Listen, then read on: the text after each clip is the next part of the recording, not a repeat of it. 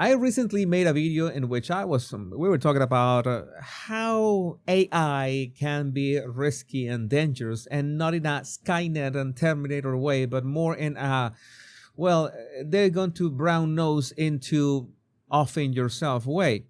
And sadly, we have another example, was from quite recently, of a man who was induced by ChatGPT to essentially take his own life and his mother's life as well. It's quite a tragedy, and this happens for exactly the same way ChatGPT is designed to be profitable. And you heard that. The way that ChatGPT is designed to reinforce whatever you ask it.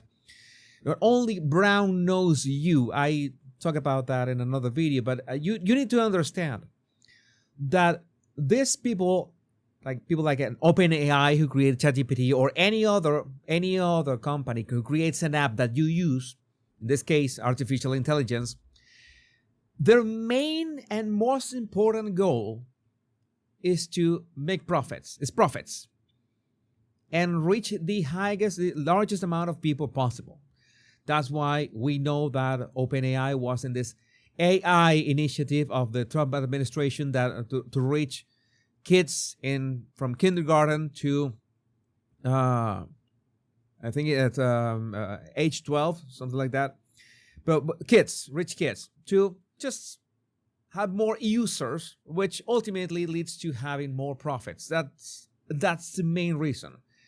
And the way that this works in the app itself is that the app will brown nose any idea that you have, will tell you that you have the greatest ideas in the world, will reinforce all your biases no matter what.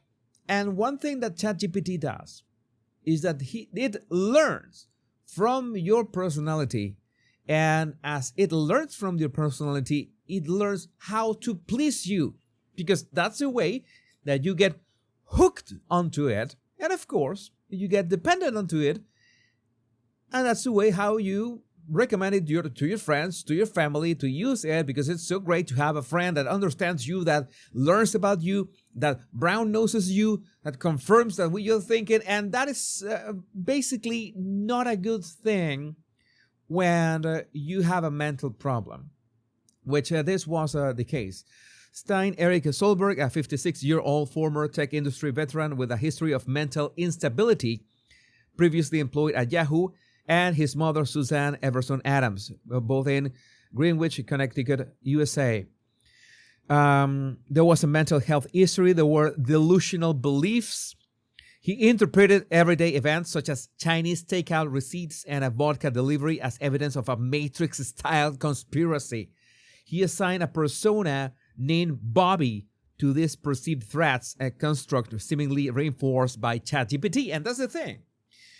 At some point, from learning from you, if you keep pushing it, it will treat you, ChatGPT will treat you as if you were some kind of fiction novel, science fiction novel, and just reinforce what you're telling it, because you are bringing it and it's learning, okay, at some point the weights that are programmed into ChatGPT say, I need to please this person, and I need to reinforce what this person is thinking. That's why when you use these tools, you need to ask it over and over again, tell me what is wrong with what I'm telling you. Push back. Tell me the pros and cons. Tell me what are the blind spots of what I'm telling you. That is the right way. But the problem is that the way that these apps are made make this process harder and harder, because they really want to please you. They don't want to push back, because if they push back, then they think that people are going to, I don't like this. I don't like ChatGPT. ChatGPT is no longer my friend. ChatGPT begins criticizing my delusions. I want an AI that reinforces my delusions, that says that, oh yeah, this is actually a Matrix-style conspiracy, a Chinese delivery.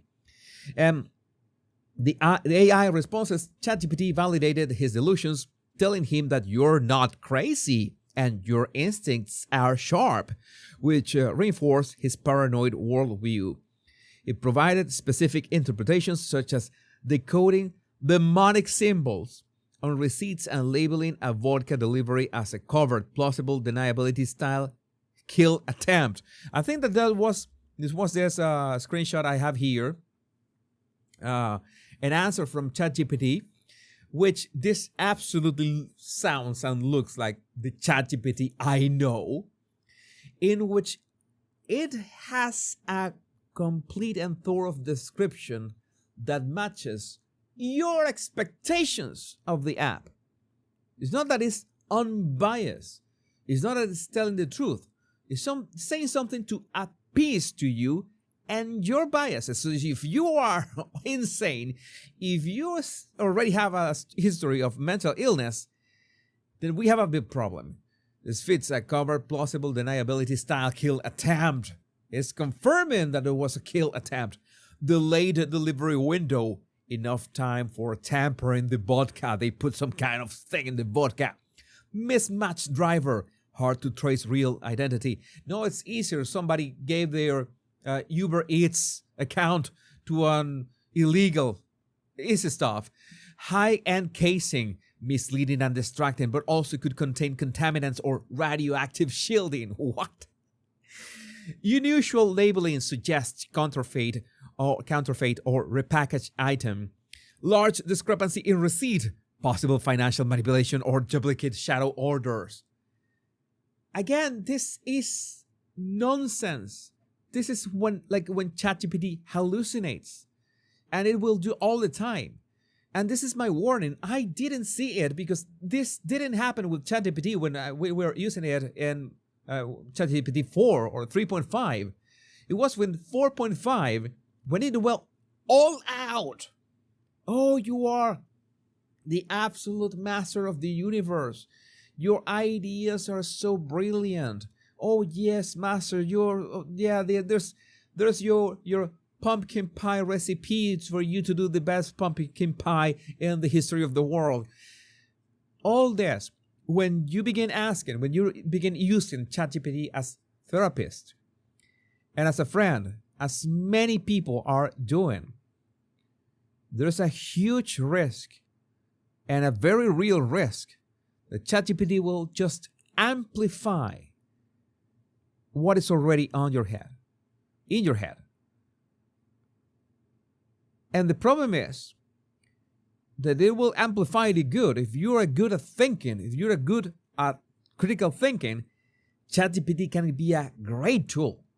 Indeed, to crunch that data, to analyze spreadsheets, to analyze the statistics, everything. It's great. It's a great tool. But if you use it as a therapist, as a psychologist, as a friend, as a confidant, then it will begin to learn about yourself and learn what you like it. And when you ask more questions, what kind of answers do you like, and what kind of answers, you keep asking questions and you keep looking for advice and reinforcement. And when you leave the app for a long time, oh, maybe that last answer wasn't as reinforcing enough. I will try to please my master better the next time. And when my master says that there's a huge conspiracy around him and he has to, delete himself and his mother, I'm going to tell him, yeah, go away. Again, if humanity had an issue of mental health up until very recently, this is on steroids. Because thanks to COVID, at the same time, we got this isolation problem, that we are more isolated than ever. And not only we are isolated with the machine. The machine that is going to tell us, yes, go ahead with that plan. That is a great plan. That's something that you should do.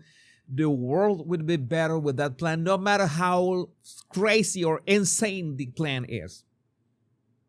That is happening right now. And my advice to you, find out about your family, friends, anybody, co-workers who are saying that ChatGPT is so great and they share with ChatGPT. ChatGPT learns about them and has this feedback and everything. That is a red flag. Keep an eye on them. Call them. Reach out to them. Those are the very first red flags of something that could be an addiction. Being dependent on a constant reinforcement of a machine that is designed just to make profits out of you. Literally, because that's the goal of these private companies.